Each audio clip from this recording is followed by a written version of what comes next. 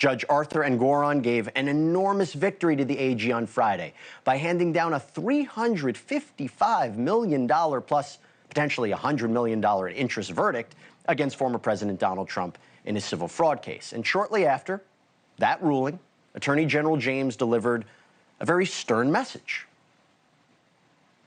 Today, we are holding Donald Trump accountable.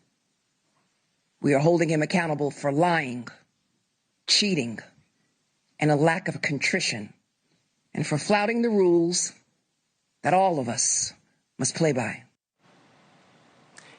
But is that really true?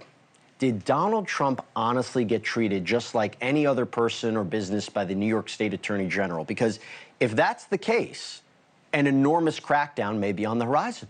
After all, experts say the violation that Trump was sued over, overinflating his company's assets in order to secure favorable loan terms, is something that happens all the time in the cutthroat New York real estate scene. That's what we've been told. And so if Attorney General James is telling the truth about Trump not being singled out, wouldn't we now expect her to go after others? The AG's victory over Trump is in many ways unprecedented, right? I mean, using the statute that she did to get this judgment. I mean, traditionally, the New York statute that she sued him under is used typically against outright scams, predatory business practices that clearly harm consumers. But hey, maybe this is a new day. Maybe this is just the first of many such cases against bad business players throughout the city. But what if it's not?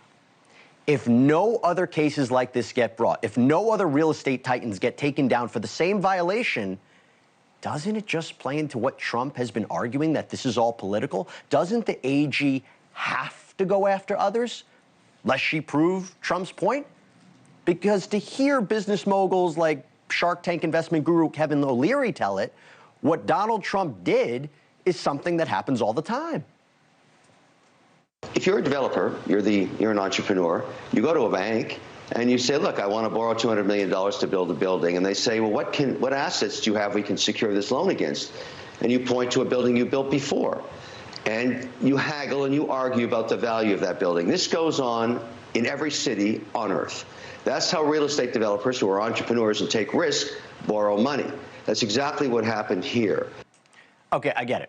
Now, you might be inclined to write off O'Leary's comments as the biased take of a Fox News guest. I get it. But here's the thing. The presiding judge in this case didn't really dispute O'Leary's argument. No, in fact, the judge essentially acknowledged that what Trump did, what he made Trump cough up $1/3 billion for, is more or less a rampant industry practice. Because in his ruling, Judge Engoron said, quote, "The common excuse that everybody does it is all the more reason to strive for honesty and transparency and to be vigilant in enforcing the rules. New York means business in combating business fraud."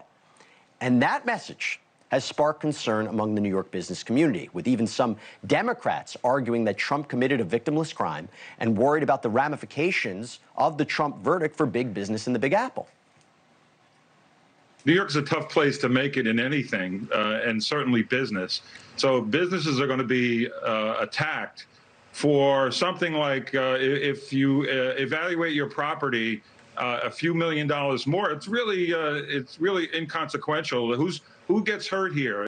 Now, to be clear, Attorney General James, she rejected the premise that Trump didn't just hurt anybody by inflating the value of his assets. She did this during her press conference on Friday. The AG stressed that Donald Trump's actions did have a damaging ripple effect.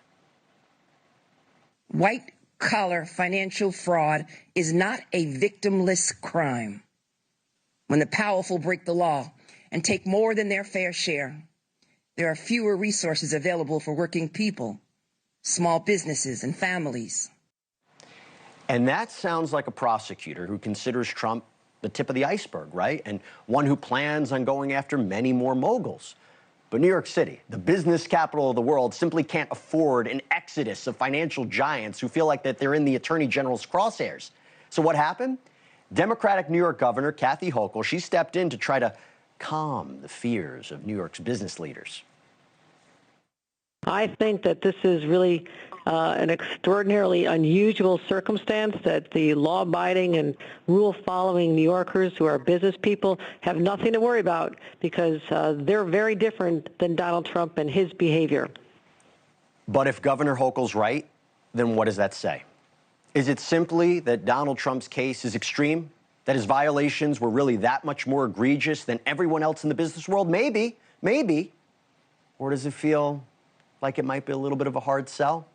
You see, Letitia James now finds herself in a very expensive box. Either she comes after other financial big shots and risks alienating them to the point where they skip town, or she doesn't come after them. And she just gives enormous credence to Donald Trump's two-tiered system of justice arguments. Thank you for watching. Go to newsnationnow.com to find NewsNation on your cable provider. And don't forget to click the red subscribe button below to get more of NewsNation's fact-driven, unbiased coverage.